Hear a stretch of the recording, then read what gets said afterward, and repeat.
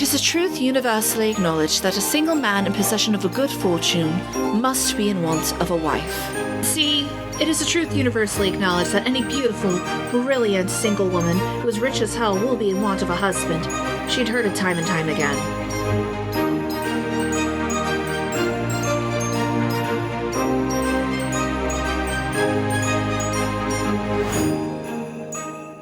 Welcome to In Each Retelling, the podcast where we explore all the ways old tales are made new. And happy 250th birthday, Miss Jane Austen. Sorry your party's about to be pretty lame. I am your host, Jasmine Garcia, and joining me today are... It's River, and no movie should focus this much on designer Christmas trees. Is that a thing? Never mind. What least of the movie sins. I'm Ellie McConaughey, and I would like to issue a retraction on a previous episode, I think, about Bridget Jones' Diary. I said that every Pride and Prejudice adaptation is required to do the, it is a truth universally acknowledged. Apparently, I'm wrong. They did it in the book.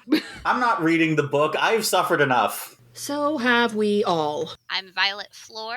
I'm about to bestow this movie of all things with the honor of being better than the book. The bar is on the ground. That is the book. The bar is buried in snow. I thought it's potato flakes, considering the budget. I'm Gillian Quigley, and stop me if you've heard this one before. A career woman from New York City goes back to her Midwestern hometown and meets a hunk who lives there during the holidays. Never been done before. Hey, anybody who is in the server, this is why I need more than, a handful of y'all to vote for things. I'm always voting. I did not vote for this. I'm not responsible for this. I know. I know this and I love you. I'm pretty sure everyone here did, in fact, vote, but unfortunately did not save them. But anyway, unfortunately, what won the poll was the Hallmark film Pride, Prejudice, and Mistletoe. Finally, the three genders. Greetings, I am IAR 60, Star Wars Retelling Connections. Point of intersection found. This is a degree 5. Amir Raza was a stereoscopic compositor for Rogue One. Uncredited amendment found. James Pierpont was the uncredited Jingle Bells writer for this and did uncredited Joe Blackstall music for the Lego Star Wars Holiday Special. I think calling it a movie is generous. Calling it a Pride and Prejudice certainly is. There's no pride, no prejudice. It might be a little homophobic just by default. Technically mistletoe? There is, in fact, technically a running gag involving mistletoe. And I use that term very loosely. I think everybody but Gillian here has been on a Pride and Prejudice related episode, but for the hell of it, what is everyone's connection to Pride and Prejudice? And since it is her birthday, the works of Jane Austen in general. One day, someone will tie me to a chair and force an audiobook into me, or force me to read them, or will put me in front of the '05 film.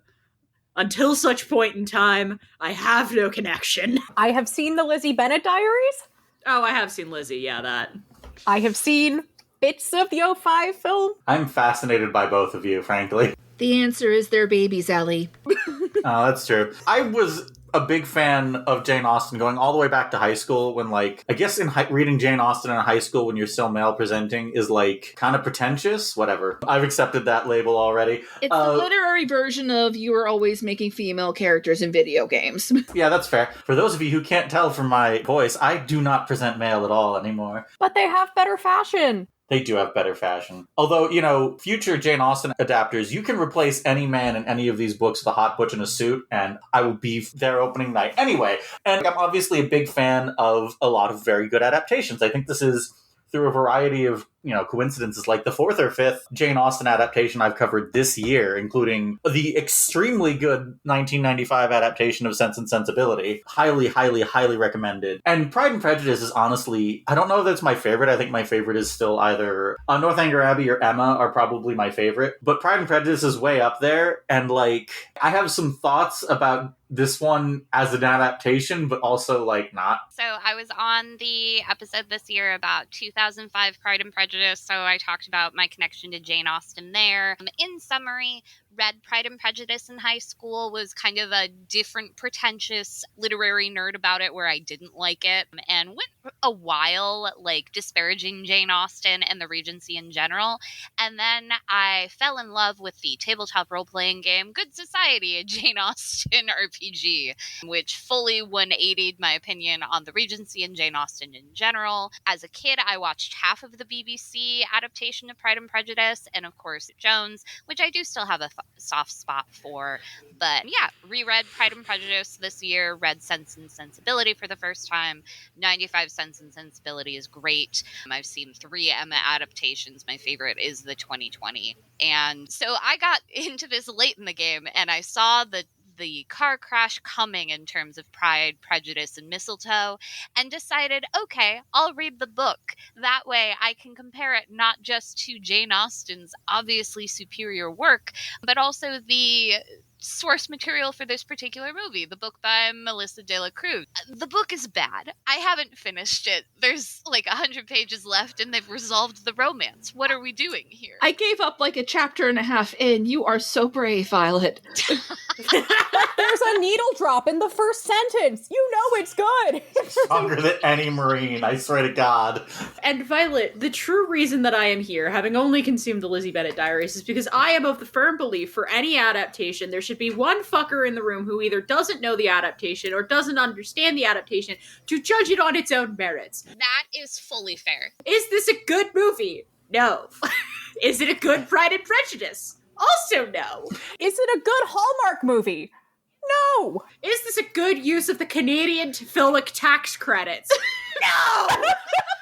Can I go over my history with the Hallmark canon, though? Sure, why not? If you must. Okay, so my history with the Hallmark canon. My parents are Hallmark girlies. As soon as it's Halloween, the channel is on, lights are up. I think lights are up is also their shooting instructions. This movie feels like what my experience watching. By the time this episode comes up, there will be a Lacey Chabert ornament on the tree. I don't know what that is. I know, but also, I'm just gonna say, my experience with this movie is my experience with most Hallmark movies, which is walking into the living room, catching, like, a snippet of one, and I'm just like, this is dumb. But at least I can see the appeal.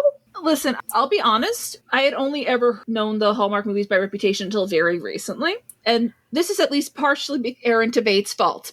Because I did, in fact, watch One Royal Holiday, because he starred in it. And this was back before Laura Osnes was canceled. This was back when it was actually a delightful premise that Aaron Tabate and Laura Osnes would be in a Hallmark movie together.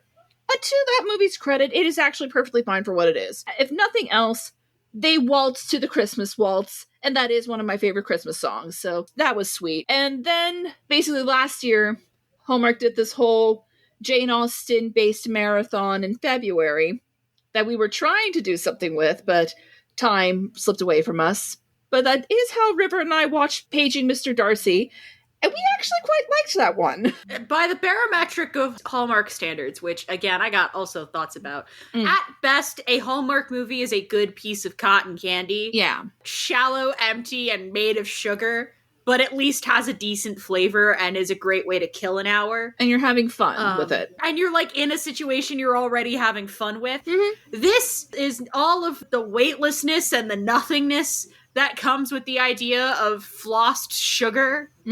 And you're just sort of left suffering. And it's not even fun. It's not even like you're having a fluffy, sugary dessert. It's more like you're trying to eat insulation pretending it's cotton candy. You're just left laying on the floor, and Daily Motion was trying to save us. My stream was trying to save us. Because your stream was trying to save us by cutting it off every 5 minutes to allow us to scream into the void. It's not like we were missing much when it dropped every 5 minutes. Yeah, we really No! So, like, I was nervous going into this one because, like, as a fan of Jane Austen since I was a kid, I'm one of those people who's like, no, they're actually not all the same. They do have extremely different plots if you're actually engaging with them as whole texts. And so, like, my thought process was that different Jane Austen movies or stories will react differently to swapping the genders of the two leads. Like, I personally think that, like, Sense and Sensibility is perfectly acceptable to gender swap, because the things keeping those two apart is societal expectations. They have different responsibilities that they have to see to. You can make that work when you swap the genders. Persuasion might work even better this way. Yeah, you are correct. Pride and Prejudice has the central, I don't want to say gimmick, but like joke. The joke of this book is that like at the point where Darcy does his confession, I do love you most ardently scene, at that point, he's spent the entire book thinking they're doing flirty banter, and Elizabeth is fantasizing about killing him and burying the body out in the moors. And that is part of their dynamic that needs to be overcome, that Darcy doesn't actually see too far beyond his own nose and doesn't realize how the shit he's done looks from the outside. So I was like, that dynamic gets extremely weird when you swap the genders. And I was kind of worried about it. Turns out I didn't need to worry about it because they don't even fucking try to recreate the dynamic in this movie. If you change the title and like two characters' names, I would never have guessed this was a fucking Pride and Prejudice adaptation in a million years. I'd have guessed it was a Wuthering Heights adaptation before I got to Pride and Prejudice. Not Wuthering Heights. We're getting a Wuthering Heights bastardization later. The harness scene really threw you off and was diverting you to Wuthering Heights. It just doesn't feel at all like a Pride and Prejudice. Yeah, the problem is that as someone who read most of the book, I discovered early on that, this book fundamentally misunderstands the dynamic between Lizzie and Darcy and how cis-swapping them does impact that. You can have a woman as Darcy, and that is believable. It's a lot harder to believe a man as Lizzie reacting to a woman as Darcy, given the position of the Bennet sisters societally and financially. That's a much harder sell. If you have both of them as men, then it's possible. Shout out to Fire Island for real. And both of them as women, but like a modern day adaptation, and that's also a cis swap, just doesn't really work, and you're just left with belligerent sexual tension, which there's no sexual tension here. Hallmark is very sincere, and the main concern is whether or not we're going to pull off our Christmas auction. And in the book, there isn't even really any tension. It's just Melissa de la Cruz. I'm not sure if your writing has always been this bad or if it's gotten worse. I'm so sorry. This is the first novel I've read by you. I respect the fact you've had like nearly a 2-decade career at this point, but my God, this wasn't it, girl. No, it really wasn't.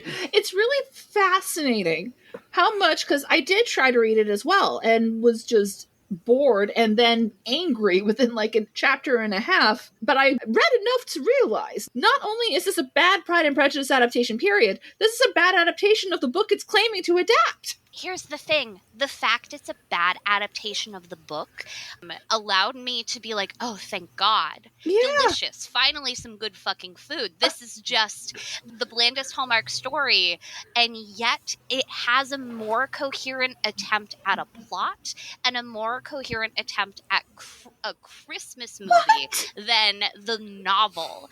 You need to explain that shit. Okay, you know the famous Amazon 1-star review of Pride and Prejudice that says just a bunch of people going to each other's houses. The novel Pride and Prejudice and Mistletoe by Melissa de la Cruz is just about Darcy coming home to her family that she's been estranged from for years. For a very good reason, turns out, but it doesn't seem like the novel knows that. Good reason that gets later undone. I'll talk about that later. It's so bad. But we have the laziest attempts at name. We have Darcy Fitzwilliam and Bingley Charles. And I'm disappointed Bingley Charles wasn't in this movie, because at least then I would have been like, here's my guy, Bingley Charles. Anyway, I'm rambling. But the point being that, like, it's just Melissa de la Cruz name-dropping designers and talking about Gilmore Girls for pages. And there are all these weird attempts at humor, and just events just kind of happen. And occasionally it's like, oh, right, we're doing Pride and Prejudice. We need to have the confession scene. We need to have a love triangle with our Carolyn Bingley stand-in. I guess Darcy should accept Carl's proposal and whatnot. It's just bad and nonsensical. It feels like a book that was paid by the word and was written to be a Hallmark adaptation. So again, I have no problems with this script in comparison to the book. But they couldn't get the rights to Taylor Swift's cover of Last Christmas, which was originally released by Wham! In 1986. It's seared on your memory. I'm testing all of my powers right now. I'm going to come up with a deeply complicated expression of this book. So in the 1991 book by Bret Easton Ellis, American Psycho, Patrick Bateman drops the name of the designer and says, I can't fucking do this. Am I implying that Darcy is, in this context... The designers are being pointed out to show how shallow the yuppie subculture is. This is them just doing the yuppie subculture, but it's not even yuppie. It's satire. I can't It's a Hallmark movie, so everybody has a retirement fund. Everyone's doing well financially, which kind of goes against the point of a Pride and Prejudice because there is a class disparagement. That's the whole But point. it's not okay when everybody lives in a gated community, but in the Midwest. Like, if they're all living in Stars Hollow. You can point out how this movie is like the straightest and whitest universe imaginable. I'm sure that is a Hallmark staple. Yeah. But Yes. like, so like all that shit is stuff I was expecting. This is my first ever experience with a Hallmark movie, and based on this one, I will not be returning to that well. Very fair. But, you know, I am not immune to sugar. You know, I like sugary stuff sometimes, especially romance movies. Hell, I like sugary straight romance movies sometimes. I am allowed to. I am bisexual. Proud of you. What struck me about this is, you know, I can forgive that it's acted very badly, or the leads don't have any chemistry, or that it looks like an SNL sketch, or the fact that they refuse to have any kind of shot composition mixed with the bad acting makes the entire movie feel like it's a bunch of people rehearsing scenes instead of having scenes. I can forgive all of that. You can? Well, no, but like, I could overlook some of that.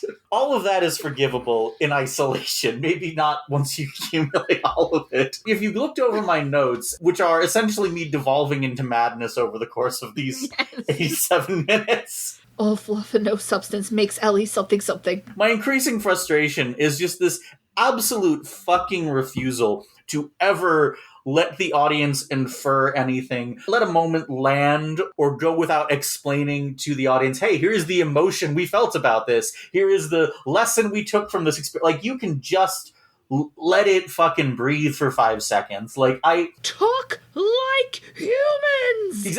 I watched like Saving Face, which is a very good 2004 rom-com by Alice Wu, the director of previous episode of this podcast, the half of it, who should have 30 movies under her belt right now, but we live in a world with no God. But what struck me about it, watching it, because it is also a rom-com, it's also a fairly cheesy rom-com, but they like let scenes breathe. They let you feel the emotion. They don't have to have the characters turn around and go, that made me feel sad. Honestly, it's old enough that I don't think this is the case, but it felt like a ChatGPT written script. You can't just have your characters announce how they feel. That makes me feel angry. And like the thing about like the script in general is it has the same problem that the 50 Shades of Grey book has, where everything happens off screen. Mm-hmm. Like, every conflict that enters this movie's plot happens off screen. Sometimes we get the resolution on screen, but like the start of problems happens off screen, and we are communicating it with phone calls that don't work. Except, I guess, whenever it's a conflict that's introduced by one of the few not white characters in this movie, Darcy has a black female boss who is pretty villainized. That doesn't feel good. That's a yikes. That is a yikes. Again, we did see Paging Mr. Darcy. The airport set is the same. It's the same airport set. It is the same Hallmark exterior. owns an airport. That's how they make their money to fund their film. It's those sweet, sweet Canadian tax credits, baby. Sweet, sweet Canadian tax credits. Single terminal, baby. I will say, watching this, Lacey Chabert, I think, is giving a pretty good performance. The writing is terrible, and like the movie itself is not shot well, but she is honestly pretty charming. I can see why she settled into doing Hallmark movies, and like I kept thinking during this movie, like, oh, you know what? I'm really glad you're out here just being a working actress. Like, you are committed to your lines. You are trying to make them sound natural. You have like a pretty charming screen screen presence. I honestly kind of enjoyed the introductory scene with her and the guy running the hot dog cart. It's a coffee cart, not a hot dog. Oh, yes, that's right. It's New York, baby. I assumed it was a hot dog cart. No, it's a Vancouver soundstage pretending to be New York. But it's New York because they have Rockefeller Center B-roll right before they cut to... I work in New York City. That looks nothing like New York City. I'm like, I love how we're establishing that we're around 53rd and then we're complete... That's how New York is laid out, right? Exactly. Movies never get New York right. This is like the least of this movie's sins. Like, going back to the book, this movie is somehow better with New York than the book is with Ohio. Ohio is in the Midwest. This movie takes place at Christmas. I know, a shocker. The book also takes place at Christmas. Wild. At various points, the characters are sitting out by the pool during the day as if that's going to be comfortable. Not in the pool, but just lounging by the pool. And Darcy is going to Luke's house, Luke Bennett's house, to confess her feelings for him, and she gets caught in the rain, and I'm like, girl, it should be snow. What is happening? What do you mean the snow is half melted? Jesus Christ. I typically don't like to comment on actors unless it is wild horniness, as all of you in this call can attest. But the fact that Lacey is, like, a solid working actress makes the fact that her love interest has the acting range of a salmon insufferable. God, I hate his voice. Anti-chemistry. I hate looking at him. Here are some of my highlight reels of what I think he looks like. He looks like a middle finger and a frat kegger had a baby. He looks like a milquetoast dumb secondary jock antagonist flunky in a teen rom-com where all of the actors are 30. He looks like John Barrowman post-allegations. This feels so mean, but like, yeah. He looks like older Tom Welling if you left the heat on. He looks like what you get at the point where, like, you've gone past the point where you're casting your movies and both of the guys from Supernatural, 3 guys. Are there 3 guys in Supernatural? There are 3 guys. 4. There are so many guys in Supernatural. Okay, all 4 guys from Supernatural have said no. Who's the 4th guy? There's Sam, Dean, Castiel. Who's the 4th guy? God damn it, Ellie, now you've done it. Jack. There are 3 guys and they have 20 feet between them. 8 legs, 7 vagina. My primary exposure to Supernatural is video essays on it. Every time I, like, see a clip from it, I'm sitting there going, like, do y'all talk like that the entire fucking show? Kind of, It yeah. was arguably better in the early seasons when we could still have hope in our eyes, and then it got worse. He looks like if you put every member of NSYNC in, like, a face-melding computer program. Yeah. He's a very bland man, and his acting is annoying. But he has broad shoulders, so that should be enough personality. Why is a Lizzie analog not running a bookstore? Dear Christ above. It's not manly enough or something, I don't know. I am bored to the point of rage by a Lizzie analog. At least the movie is like, this is a Christmas movie. We should care about Christmas in this story. If it's called Pride, Prejudice, and Mistletoe, and he's a caterer that is going to cater their big charity auction that they've got thrown into last minute. In the book, he's a carpenter. Because Jesus was a carpenter. Yeah. And Jesus You know what? I take that back. The book is putting the Christ back in Christmas. It should be celebrated for that, as I'm sure everyone in retelling would agree with.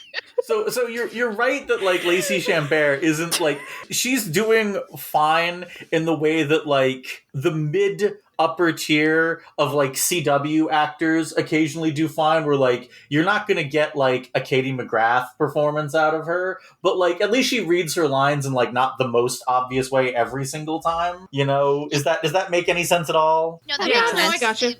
The woman playing the mother has a very weird, almost Shatner quality to her inflections at times, where it's like, I'm not sure why we paused there, ma'am, but I'm glad that you at least hit your... You made a choice.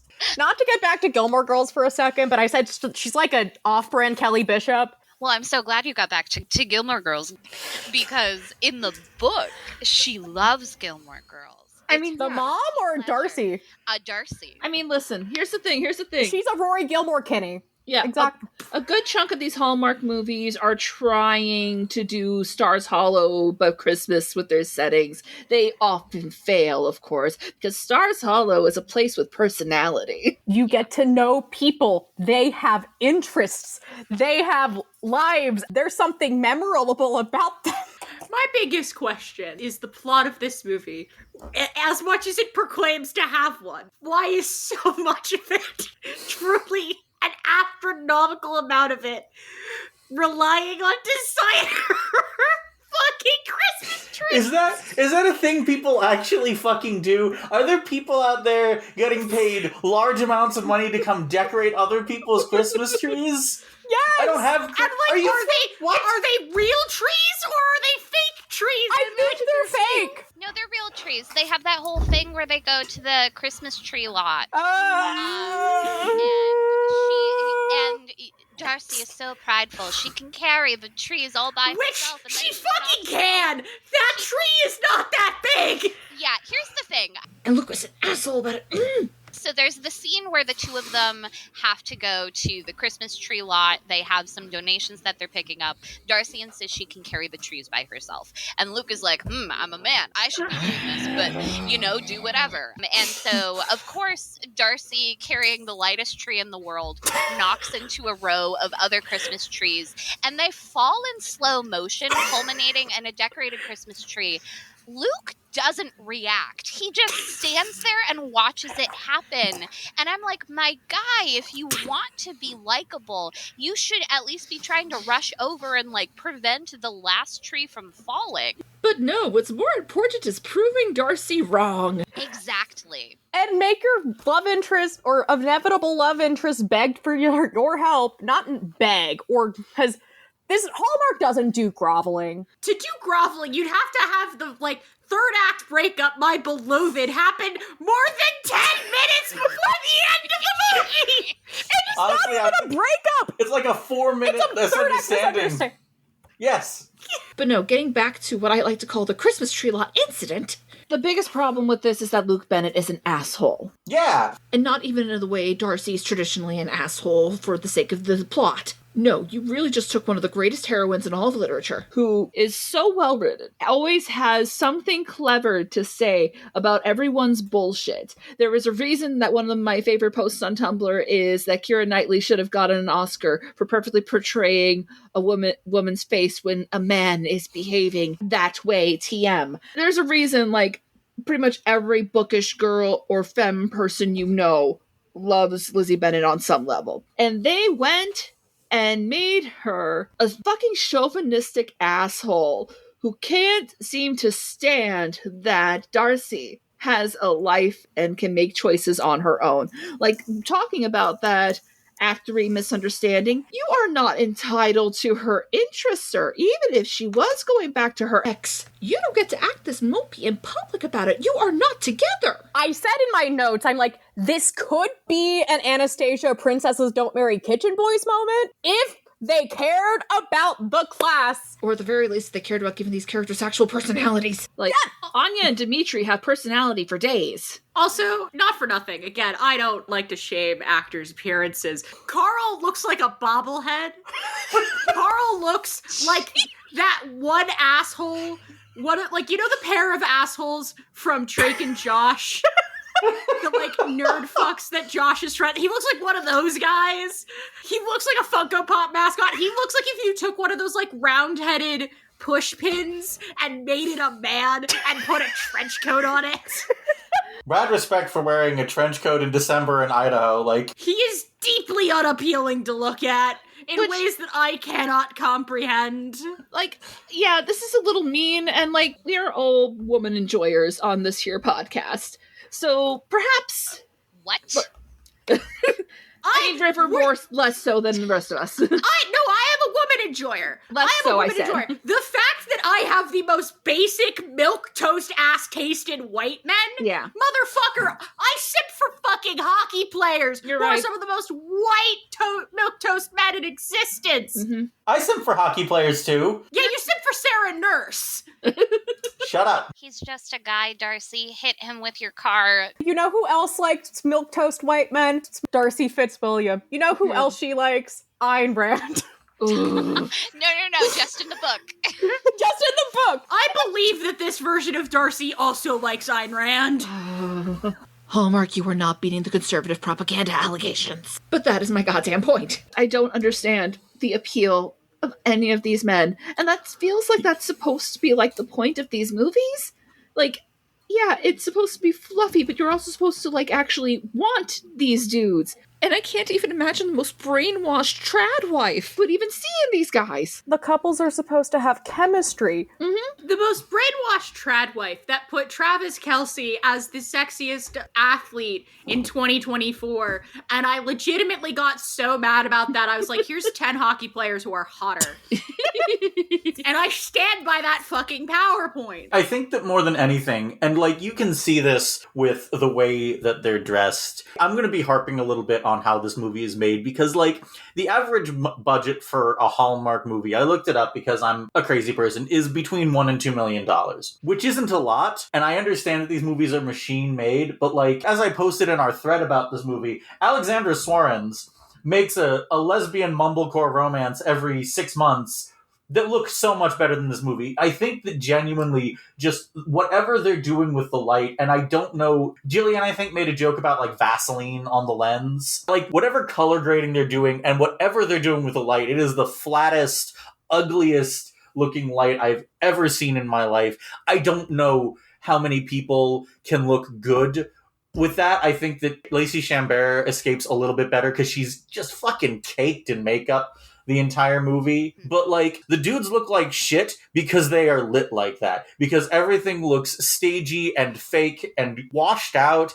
I think if you put these dudes in costumes that actually suited their styles, maybe styled them a little better and lit them properly, they'd all look fine. Like, everyone's costumes suck. All the guys' hair sucks. Darcy has... There's an interesting impact that the Hallmark lack of budget has on this movie, where the Fitzwilliams are presented as, you know, successfully well off, but it feels like they are Midwestern wealth. And so them scrambling to put this charity auction together, sort of like like this movie is not about class disparity. And the fact that everyone's just kind of like comfortable, I think really sells that for me, given the fact that like it's meant to be taking place in Ohio.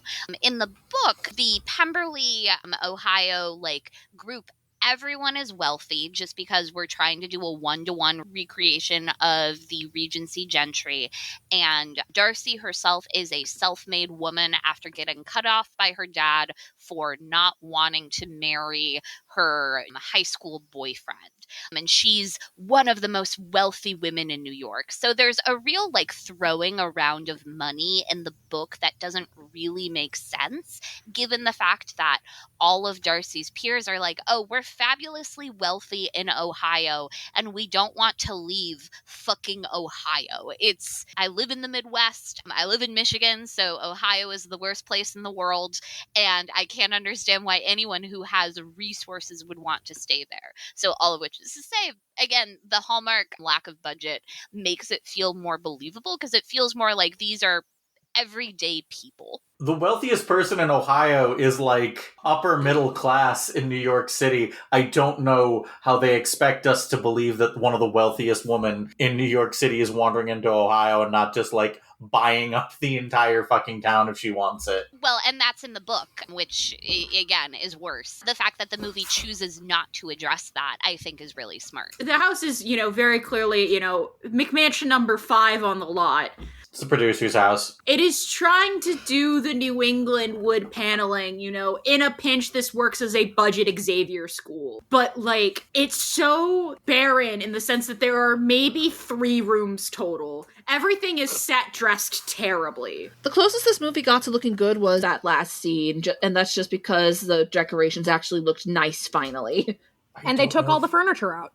I don't know if that was the same set. I was looking at that and I was like, is that the same set? It looked very different to me. I don't want to swear to that. I don't want to That would require rewatching the movie. Precisely. There's that, and I also, like, I've talked about movies that around this budget. I've talked about asylum production movies in public spaces before, and, like, one of the producers came into my DMs. I don't want that. If you directed this movie, do not DM me. I don't care. You are beneath me. As I am the proponent of I want shit to look cluttered. I miss when sets looked like people lived in them, but I guess the lack of living in them makes sense in sort of a McMansion way. And if it looked like people lived in them, that would imply that there are human beings in this movie. And the script sure as hell does not imply that. This script was written by aliens trying to figure out how to write a rom-com. Or how to write family, because every exchange goes like, wow, Darcy, I haven't seen you in forever, but I talked to you yesterday.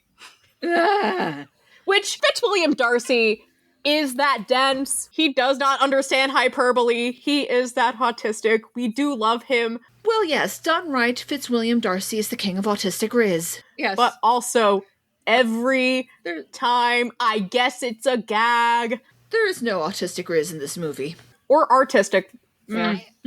I will argue that, like, the last 30 seconds of this movie, Yes. when Luke Bennett is about to autistically dump about how ancient Romans used mistletoe as a form of negotiation before Darcy Fitzwilliam kisses him, I was like, no, let him speak his piece. I do want to hear what this essay is about. That's the closest we get. Also, as the designated Loki in the room, evil? You do one thing that you may or may not have even done, and was basically being used as a potential scapegoat, and evil? I'm gonna go chew glass, if you'll excuse me. Yeah, clearly you need to get your character unpossessed out of you. I mean, they did interrupt the kiss to explain why she interrupted him. So, you know, the movie exited as it existed. How dare you make this love story I love so much so fucking boring. Can I talk about it as the rom-com? Feel free. All right. Strap in, motherfuckers. Adjust your seatbelts. Crack your knuckles. Let's do this. As the self-appointed rom-com nightmare, because I had to have a niche and Star Wars was taken, I have discovered about myself over the course of doing my own podcast and over the course of, like, interacting with things that are adjacent to my podcast. I've got a lot of fucking opinions about goddamn romance in media. And there are, like, thin threads in this dynamic that could potentially work. The way that the salmon that is our main male lead acts their first introduction in the bar and basically has this sort of cordial vibe as Darcy is sniping at him, I said, okay, there is a version of this screenplay where their dynamic is he's been in love with her the whole time and she just thinks he's teasing her about it / being insulting about it and snipes about it the whole time, and inevitably their confession is, wait, you've been flirting with me? Have been for 5 years, thanks for finally noticing. There is a more interesting movie in the Lizzie Darcy high school debate team, right? Movie?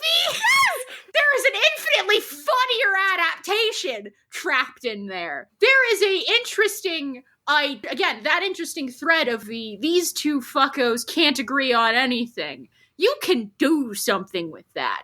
You can make that work in a better script. Even the parents being like, oh, I see no problem with you two working together. This is perfectly fine. Be free. The enemies of the childhood home and finally getting over yourself, being sent into the bigger, wider world, and coming back and discovering that you are, at the end of the day, still 16 and bitter. Like, that could work. That even maybe works as a Lizzie Darcy dynamic and an AU where Lizzie and Darcy grew up together. That potentially works. I'm already sold. But because this script is bullshit and has no appeal and no sense of tension and no sense of good banter at all, there is one quip that I like. I do like the we're shopping for my theme, you mean our theme? No. That exchange is good, actually.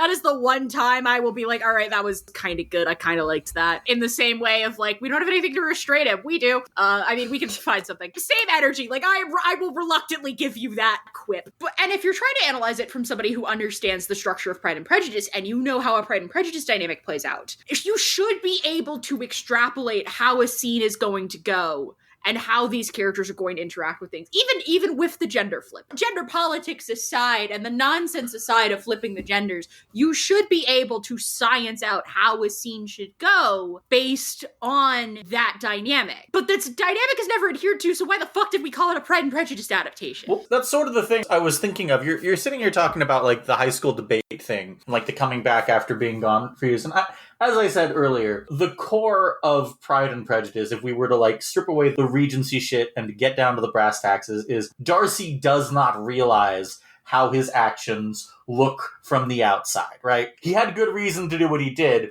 but he hasn't thought about, like, oh, I can see how that looked. He does not realize he's the villain. Yes, exactly.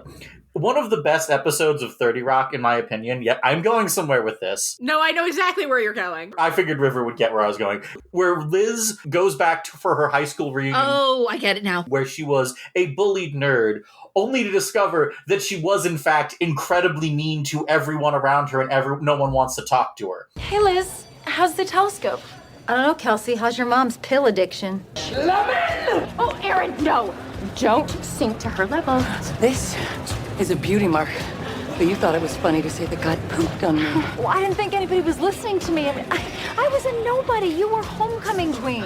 I have had years of therapy. Kels, you facial tick. Oh! You brought it back. You happy? So, like, you could gender swap and have that, especially if Darcy is, like, upper class, you could have that work as the gender dynamics. Her suddenly realizing, oh, I was not actually the bully nerd, I was the bully. That is a dynamic that could work for a Darcy, that you could gender swap and have it function, but they don't fucking do that. There is no, like, I love you most ardently scene, because the confession happens, like, 2 minutes before credits. But there's also, like, no one has any Pride or Prejudice. And the other thing about rom-coms that we've all discovered that we like, or at least most of the people I've talked to on this podcast, Violet, you can correct me if I'm wrong, but the best part of any good rom-com is the sounding board. Every rom-com, each of our main leads needs to have a small squadron of friends to tell them if they're being an idiot, to push them towards the person even though they are trying to run in the opposite direction due to bad coping mechanisms, their own internal consistency, or whatever else. Or just to be like, hey man, I think you're overthinking this. Pride and Prejudice has this built in. Darcy has Bingley, Lizzie has her sisters, and also the friend whose name is escaping me. Caroline? No, that's the... Charlotte. Charlotte. Yeah. Pride and Prejudice has this built in, and they pay a token effort to this. They give Darcy a Bingley marrying Luke's brother, Jim. Terrible, awful, hate it. Awful, and I'm uninstalling it. They make a token effort to it, but we never get to see if Luke has what Luke's relationship with his brothers is, and does he get his own sounding board? So Luke is a cardboard cutout, and not in a way that's fun. Every character is a cardboard cutout. No, but there are ways to do, like, with romance movies, like, you get the sensation that there are some love interests who are just going to be cardboard cutouts, and that's fine. Hot take, a lot of, like, book talks, romance books, a lot of those boys are cardboard cutouts. What do you mean a hot take? A hot take about book talk? I'm shocked. What about the dangerous crow boy? The plastic eating crow boy, River. Choke me, Shadow Daddy. Exceptions aside, most of the men written by women, and I'm putting that in fingered air quotes, are cardboard cutout characters that... Who up fingering their air quotes? Sorry. You're fingering women's air quotes. Wow. Point aside. Anyway, but, like, they are cardboard cutouts because they are women's projections of what a decent man should be, because we live in hell at the moment when it comes to a dating pool. And that's fine. That is 90% of the appeal of reader insert fanfiction on Tumblr. That's perfectly fine. So many female love interests have basically just been living sex dolls for years. It's fine. But to go on a slight tangent, you cannot do a cardboard cutout and pretend to give him inner life. You either need to commit to the cardboard cutout of it all, or you need to make him a fucking character. You can't half-ass it and try to do both, because then you're just left with soup. You're left with wet soup. Here's the thing. I think Hallmark knows that they have cardboard cutouts, and these are the Christmas decorations that they are trotting out every year. You've had them since you were kids. They're not holding up as well, but there's some nostalgia there, and you are able to reuse them without having to put a lot of effort into it. So I don't think this is a movie that is credited on Lacey Chabert's Wikipedia page as being television. And I think Hallmark is very good at like sort of churning out these made-for-TV movies for the holidays. And there's a real sincerity to this movie that like is boring, but like I can respect what it's doing in comparison to like sort of the Netflix Christmas movies, which are bad but are trying to be ironic about it and are just kind of insufferable at times. I would agree with the sincerity if it wasn't for the fact that it feels like every scene in this movie felt like it was the outline that they wrote down for it, which goes back to what Ellie was saying about how every single bit of dialogue is expository. It's just like, this is how I feel. This is what we've learned from this. Like, this is what the information we need to go to move to the next scene. Yeah, like it just feels like they took the outline of this story and just decided, yep, that's the script. So like one of the central mechanics of a lot of media right now, and especially very assembly line media that I've noticed, this goes back to what River and Violet are talking about with like them being cardboard cutouts. The mechanic seems to be to create a space where you can basically just project your own movie onto pieces of a movie that you are seeing. I see this all the time in fandom spaces where someone will recommend a movie or a TV show to me with this, that, or that qualities, and I'll watch it. I'm like, okay, that's not there. That's not in the movie. You got to talk to me about what's actually in the movie. So, like, I could see this existing as a movie that you could project your own movie onto, like just the outline of a movie. But, like, I don't know, man. I want an actual movie. What a crazy concept there, Ellie. You want a movie in this economy? And I think that, like, again, there is a space for the cardboard cutout, right? Like, you, I, and 50 billion other people are not immune to the cheap beach read. The thing you, like, read in an afternoon that's basically the concept of the potato chip book. We are not immune to the concept of the potato chip book. Mm-hmm. But there are potato chips that are more or less pretending to be healthier or, like, taste better either way. Like, you can tell the difference between, like, a decent kettle chip and the shit no-named all-dressed chips that are an affront to society. Like, there is a quality control of it all. And I think this just failed quality control. It's kind of like when you eat junk food, but then it turns out to not be good, so it's just like, wow, I'm ruining my body for this. Do y'all want to know how 70% of the book goes? Go for it.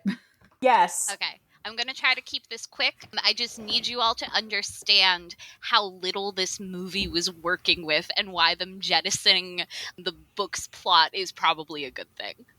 So, Darcy Fitzwilliam, self-made woman in New York, comes home for Christmas after going minimal contact with her family due to her mother having a heart attack. She's back in town. She hates her family. She hates her friends. She's getting drunk at the Christmas party. Her dad disowned her because she didn't want to marry her high school boyfriend, and she wanted to instead make it for herself in New York as a rich woman. She's getting drunk at the Christmas party.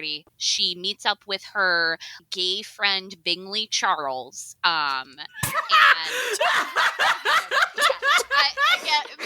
this movie would be so much better if Bingley Charles was in it, but alas, that's not a name. That's not a no. This movie would be improved if it was about Bingley Charles' gay best friend.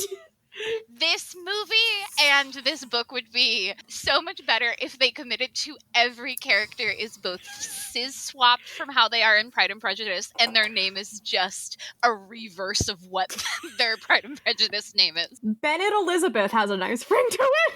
Exactly. But then you have 5 Bennett boys. Anyway, so she runs into Bingley. Bingley immediately falls head over heels for Jim Bennett. So we have token gays. And Darcy pulls a Lizzie by being like, oh, I'm going to matchmake the two of them. And this was the moment where I was like, well, wait a minute. You don't understand what Darcy and Lizzie's dynamic is. Darcy runs into Luke Bennett. They have the same sort of debate club rivalry in high school. Darcy has always thought he's hot. They're arguing. It's bad. It's not well written. They realize they're under mistletoe. Darcy, who is drunk, decides to make out with him and is observed by her on-again, off-again boyfriend, Carl, who's meant to be a Caroline Bingley stand-in. They could have named him Bingley Caroline, alas. But Darcy's history with Carl is that they dated in high school. She's never really felt passion with him ever since he confessed that he cheated on her, and that was the moment she fell out of love with him, but has continued to see him on and off again, even in New York, for like the past 15 years. Oh, so Melissa De La Cruz just doesn't respect women's autonomy. Got it. Yep, it's bad. Writers of shitty Pride and Prejudice adaptations let Elizabeth get together with Caroline. No, I don't mean gender swap Caroline. Coward. Yeah. Elizabeth Caroline is the real rivals to lovers no one has been brave enough to do just yet. So basically, a bunch of bullshit happens. Darcy goes caroling with the Bennett boys. We have Kit and Lyle, who are teen, twin, skateboard freaks. You could have called him Liam! You could have called him Liam! Lionel! Mary doesn't exist. They go caroling.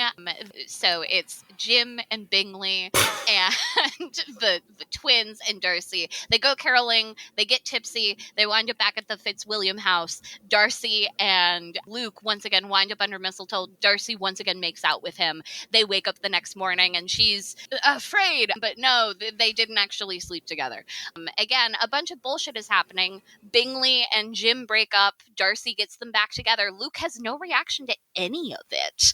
Luke is fully removed from the Jim and Bingley plotline, which is insane. Darcy learns that Jim is engaged to Charlotte Collins, who is the one non-cis-swapped character in this book, presumably so she can be this rival. But they could have called her Colin Charlotte. Yes, or they could have kept Charlotte Lucas, but then they would have had to have Lucas Charlotte. At least this makes Jim bi? No. Jim is gay, and Luke is straight. How dare you? He's engaged to a woman. But... So Darcy is so upset about this. She accepts Carl's proposal. The two of them are going to get married, but she freaks out and she flies back to New York. And then Carl chases after her. They look at the plaza to get married in. There's a whole thing where she's always dreamed about getting married in the plaza. I cannot stress how much bullshit happens in this Did she book. Did she name drop Eloise? Nope.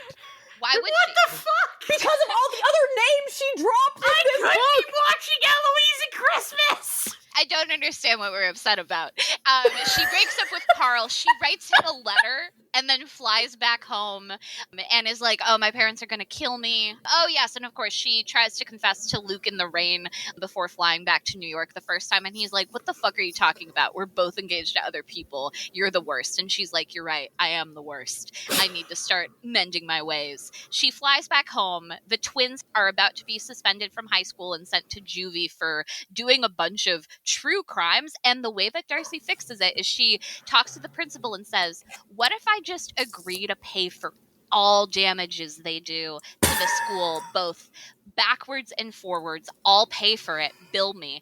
And the principal's like, this is insane. You also need to pay for them to go to weekly therapy. And Darcy's like, done. So that's our equivalent to saving Lydia.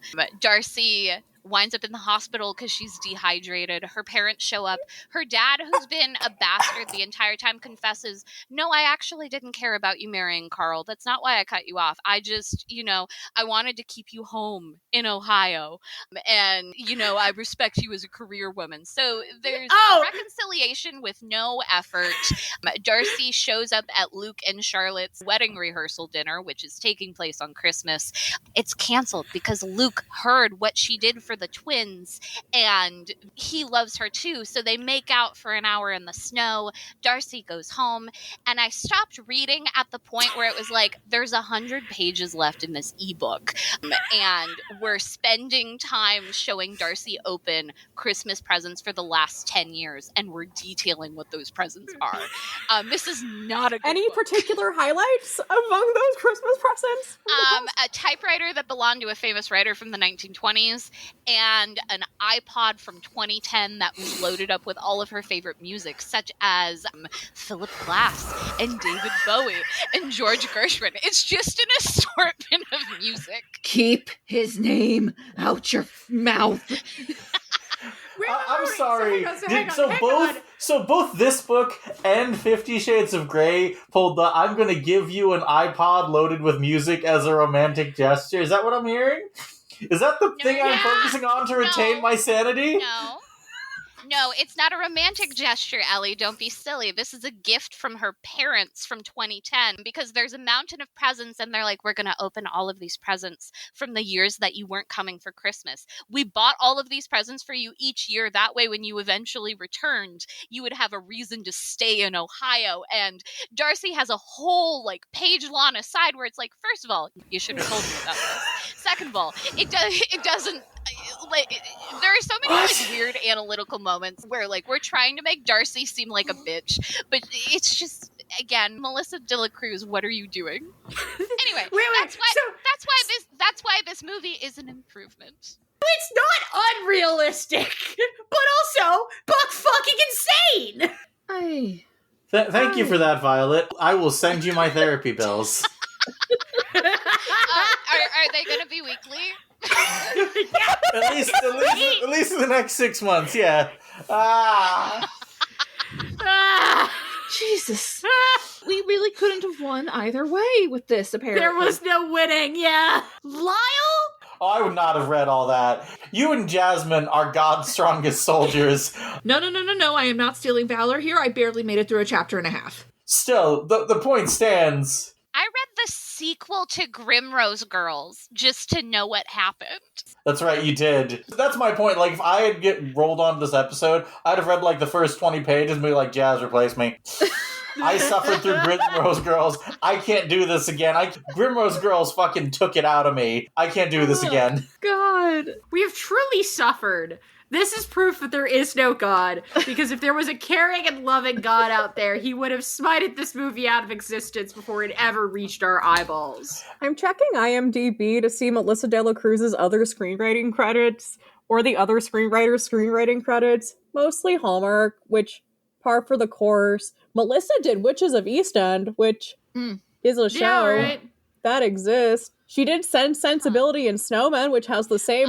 You know what? That is what I did vote for, so we could have had a much worse time, or perhaps an equivalent time. I mean, Gillian can confirm or deny this, since she has the most experience with Hallmark movies, but I feel like the factory nature of Hallmark movies really has to be the Rosetta Stone for why this movie is the way it is. You don't have time to, take a scene, take the outline of it, and put the flesh on it where you have the pauses. The actors don't have time to rehearse, to give themselves, the emotional range to do the scene properly. You don't have time to, light the scene for specific shots.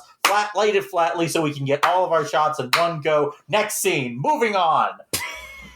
So, the machine nature of films being put out like this is going to be the Rosetta Stone for movies like this. And it is, unfortunately, as Netflix and Disney Plus and fucking HBO Max continue their stranglehold on the way media is consumed, as AI continues to infect film, this is a problem that's only going to get worse. And I'm not fucking looking forward to it. Frankly, I'm not, more movies are going to look like SNL sketches. It's basically what happened to Adam Sandler movies. If you go back and watch, really any Happy Madison production from between 2008 and 2020, they look like SNL sketches. They are the skeletons of scenes with ad-lib jokes thrown on. This is what happens when movies turn into factory products. They just didn't care. Ladies, gentlethems, mad scientists, others, and the ghost of Jane Austen. They just didn't care. Yeah. It doesn't matter if they care. They didn't have time to care. You can make a movie that looks better than this on a tenth of this budget. Jane Schoenbrunn made we're all going to the World's Fair in a cave with a box of scraps, by which I mean $15,000, and it looks a million times better than this. It has a better script than this. It has better acting than this, and one of the actors is a 15-year-old girl. They had time to care. They cared about the movie they were making. They do not have time to care to make a movie when it's made on the schedule. I don't know how long the shooting schedule was. If it was over 3 weeks, I will be shocked. I shouldn't be bored during a Pride and Prejudice. At least I shouldn't be. I am the easiest lay in the world for this story. Me too. And calling this a Pride and Prejudice is way too generous. yeah, it really is. It barely has anything to do with it. This is some of the most in-name-only bullshit I've ever seen in my life. No Pride, no Prejudice, some mistletoe. I'll grant you that. They have names. They have names and they argue. There is some pride. It's that Christmas tree lot scene that steered in my mind. Like, during their first confrontation, Luke's like, oh, you should owe your success to me. I am not going to scream. I am not going to scream. I am not going to scream. Just as like a storytelling point, I don't want to dig too deep into this because we've been like at this for a while. I do find it extremely funny how rather than have like conflicts arise from anything, no contractor in the state will keep their agreement. Everyone fucking cancels. Also, if I'm an underprivileged kid and I'm coming to your house to like sing carols and like, oh, now you're gonna waiting, I'm like fucking, I'm putting rat poison in your drinks. Fuck you. Mm-hmm. Yeah. These rich people needed child labor. Sure. Why not?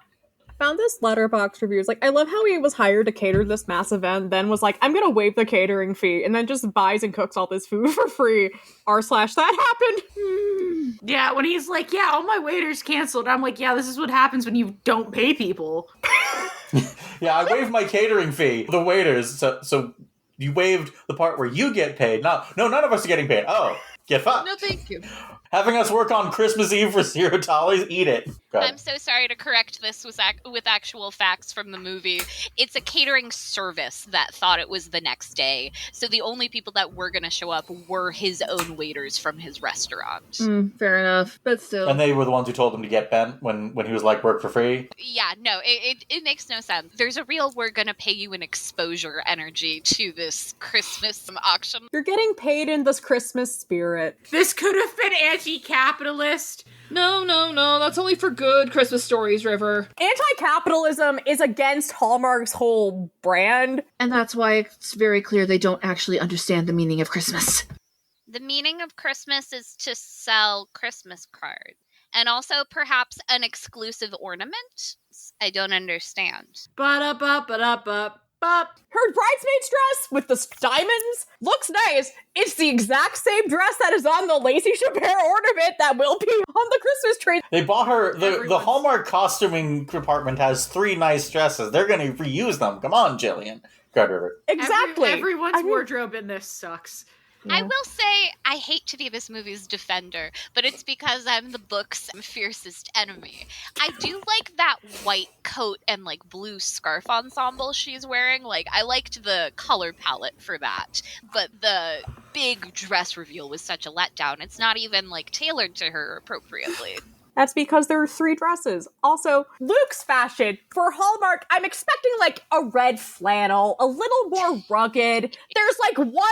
Like, the first scene, his hair's a little shaggier, and then the next time he's on camera, it's buzzed at the sides, and I'm just like... Give me, like, one good, solid, fitted white t-shirt. One solid, fitted white t-shirt. Is a gray compression shirt okay? A black compression shirt. Gray is, like, cutting the difference. It's boring. That one Henley that only has one button unbuttoned, but so you don't want to expose the undershirt because it's a Hallmark, and we're keeping things chaste at Christmas. They both share the first 2 letters. I mean, that's kind of what I meant when I said that I think that it's kind of like, if not literally, then at least spiritually, so to speak, Hallmark movies are conservative propaganda. The proper way to be, according to a Hallmark movie, based on everything I've seen about them, is white, straight, upper middle class, living outside of the city in one of the red states. Like, whether or not they intend to be conservative propaganda is not really material to me. There's an extremely good recent video from a YouTuber I very much like called Morbid Zoo. You should check it out. It's on the Jubilee Surrounded format.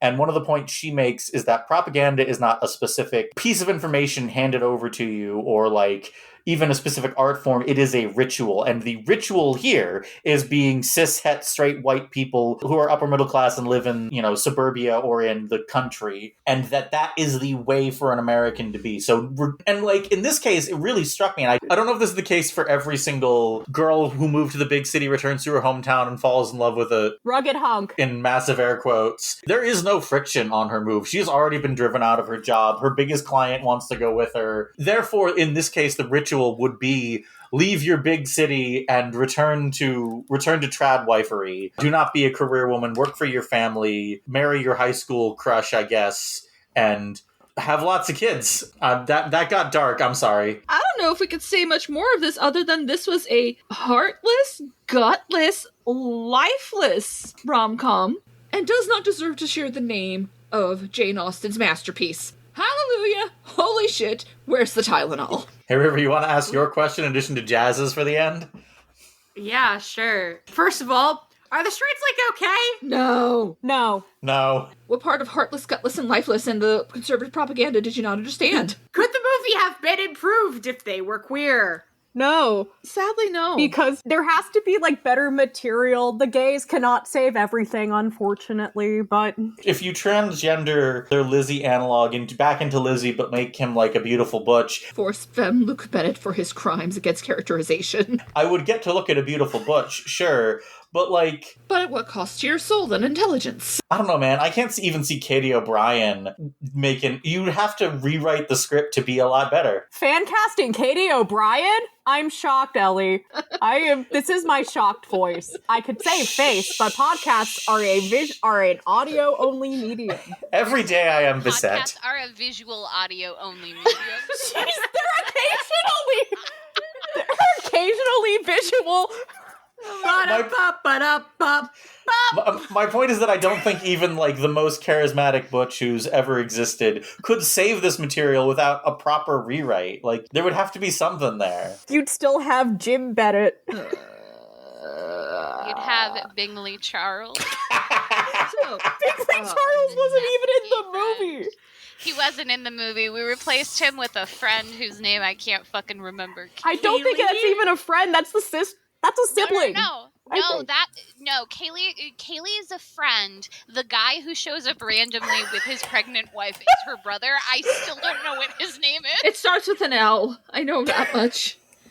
Why wouldn't you make him George? So, with that said, because I have made it very clear, again, as a Pride and Prejudice adaptation, this is awful. So why is it that I am so offended? Why does Pride and Prejudice endure? Because we crave good romance? This could have fooled me, but yes. Pride and Prejudice is eminently adaptable. We make the reference that, Shakespeare writes the first rom-coms, and then everyone picks up those pens and starts running with it. But Shakespearean rom-coms are weird to adapt. You gotta strip a lot of things. You gotta carve off a lot of things. You gotta play some jiggery-pokery with the gender politics to make them, work in a way that is acceptable to a modern audience. She jiggery my pokery till I... Yeah. Anyway. Yeah, exactly. Jillian, I love you. But for Pride and Prejudice, it is so adaptable and so easy to flip, bend, and reverse in ways that audiences and authors have been doing until forever. And there's not a lot of, you don't have to carve a lot out. You don't have to pull a lot out because a lot of the, thematics outside of the romance are sadly still applicable to our this here modern day. And so, it stands up as the blueprint that we all exist under, for better and for worse. And it helps that Jane Austen actually recognizes women are people. That too. A lot of modern rom-coms can't do that. Yeah, River sort of hit the nail on the head there. Pride and Prejudice endures because, these specific societal expectations that restrain, say, Emma or Sense and Sensibility don't exist anymore. They do to some extent, but they're no longer chains. They're more like bungee cords. I lost track of that metaphor. Anyway, but no, I get where you're going. But Pride and Prejudice is a story about two people who can't see from the other person's perspective, having misunderstandings until they finally get there, and then falling in love when they realize what the other person was actually like. You can make that work under any circumstances. I wasn't a huge fan of Bridget Jones' Diaries, but it does do that. It makes that element work. Thank you, Violet. Yeah, I'm going to keep saying it until one of you comes to my house and makes me stop. This is not materially an adaptation of Pride and Prejudice. It is slapping the character names and the title onto it and hoping that we sort of project Pride and Prejudice onto it. I won't. I refuse. I have better Pride and Prejudice things to give my valuable time and energy to. Mm-hmm. Oz the Great and Powerful, I am so sorry. You had a 3-act structure. God. You had shots. It had shots. The women were lamps, but they had at least lamps. one discernible personality trait. They were well lit and well dressed. Lost in space, I'm sorry. At least things happened in you. At least I got to imagine space adventures when I was watching you. I'll call it. This is now the worst thing I've watched for this podcast. Portrait of Dorian Gray, I'm sorry. At least you had that rad as fuck painting. At least Angela Lansbury was there. And Angela Lansbury was there. Would this movie be improved by Angela Lansbury? That is the question that will haunt humanity for ages. No! Yes, it would have, because then I would have been like, wow, Angela Lansbury's here. Yay. Oh, fair enough. Doing the Leo pointing meme. So I had given a longer answer to this on the 2005 Pride and Prejudice, Why This Story Endures. In summary, Jane Austen knew how to craft a plot. There is something inherently compelling about two people being right for each other and meeting at the wrong time, and that meeting allowing them to make themselves better and worthy of one another. That's the appeal of Pride and Prejudice. The answer I would give based on this particular movie is that people will show up if you name your thing in reference to Jane Austen, thinking that they're going to get something that they know, given how many books and movies and adaptations there have been in each retelling of Jane Austen's Pride and Prejudice specifically, such as Bridget Jones, where because Jane Austen knew how to craft a plot, you can do that pretty faithfully and have a compelling story that might not work for everyone, but at least will be structurally sound. The failure that this movie makes, which is set up by the book, is that the book doesn't really seem to be interested in being a Pride and Prejudice adaptation, apart from when it's run out of things to say about Gilmore Girls or designer clothes. Or Ayn Rand. Or Ayn Rand, yes. Also, the public domain is free. Don't need to pay anyone to use it. And in the factory commodification of art in the year of our devil 2025, that ain't nothing. That ain't nothing. That's a double negative. That is a joke in this movie. I paid attention. I am so sorry, Miss Austen. I'm so sorry. They don't even say it's a truth universally acknowledged. They don't even do the line. God damn it. The book even wrote a version of that. They could have put it in the movie. That's like the one thing. It's the one thing. And on that note, who has stuff to plug? Suppose I can go first. Hi, I'm River. You can find me on Blue Sky at Dreams Rebel. You can follow me on my own website, blog.filmlion.online. You can also find me as the host of the podcast The Straights Aren't All Right, a podcast where I gather a bunch of queer people together, make them watch straight rom-coms, and try to answer the question, are the straights, okay? And we've already asked that no. Are the straights okay? No. River, you have a theme song now. I am Cutie Puppy Fire on most of the socials. I tweet things sometimes. I skeet things sometimes. Don't call it that. I reblog things sometimes on a Tumblr. Are we sold on Skeet? Can we donate it to science? No. I think we gotta keep Skeet as like Blue Sky's equivalent of the rent lowering gunshots. Fair enough. Keep the venture capitalists away. Speaking of which, I am LSR42 on Blue Sky, Medium, and Letterboxd. I have reduced Gillian to tears. I'm not crying, it's fine. I am football and I'm the one who tuxedos. said skeet. It's okay. It is your fault. I know. I am Football in Tuxedos on Tumblr, and as lightly referenced a couple of times here, I am the host of The Biggest Night in Podcasting, where we talk about Oscar-winning films, which this film is emphatically not eligible for my podcast. Yay! You don't have to be a good movie to be an Oscar winner, but you do have to be a movie. We have a very good episode from earlier this year on the 1995 adaptation of Sense and Sensibility, which is a great movie. Don't at me. We got some very good stuff coming up. You can find me on Blue Sky and Tumblr at Momentary Horrors. I also have some TTRPG supplements that I write and design, which can be found at violet-floor.itch.io. Spelling will be in the description. And in honor of those underprivileged kids in this movie that were forced to work for free, we are highlighting for our hero's call to action, No Kid Hungry. Just like it says on the tin, they are helping to reduce hunger amongst impoverished children.